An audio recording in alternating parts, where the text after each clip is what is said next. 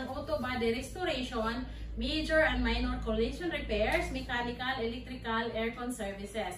So kung may problema kayo sa inyong mga sasakyan, may insurance man or wala, bangka, luma na at you want to have it restored, dalhin nyo lang po yan sa Rinaldo's. We are located at number 34, Sumulong Highway, Mayamot, Antipolo, in between Masinag and Marikina Bayan. Along lang po kami ng Sumulong. So, see ya!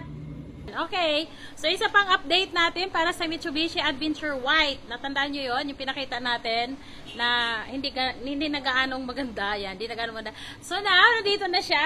Yan, ang ganda-ganda na ng Mitsubishi Adventure na yan. Kita nyo na. So this one ay tapos na po siya na kulayan, tapos na rin po siyang na-top coat, nasa curing time na siya. So ang curing time natin at least 1 to 2 days. Pag okay na siya, isa sun 1,000 and 2,000 na sandpaper, tapos preparation for buffing and waxing. Ayan. So ikutin natin yung ating Mitsubishi Adventure na white. Ganyan na po siya kaganda, grabe. Hindi mo isipin na lumang sasakyan yan, ha? Diba?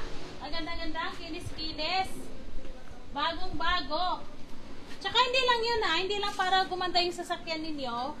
It adds value to the unit din kasi diba, maiwasan na yung rust, diba tulad nung pula na talagang kinain na ng rust. So, maiwasan yun para kapag pinakulayan nyo or pinarepaint nyo yung inyong mga sasakyan. So, yan po ang purpose kung bakit kailangan nating ipa-repaint yung ating mga kotse. Siyempre, add value, aesthetics, di ba? Mas maganda, mas masarap gamitin kasi pag tumakbo ka sa kalsada, parang bago lang. So, yan po yung ginagawa natin dito sa Rinaldo's. So, kung meron kayong mga ganyang problema o ganyan yung mga sasakyan ninyo, dalhin nyo lang yan sa Rinaldo's. At gaganda siya ng ganito. So, thank you! Ang Rinaldo's Car Care po ay nasa online. You can see us in FB page, TikTok, Instagram, and also, syempre, visit us in our shop dito po sa Sumulong Highway, Mayamot, Antipolo.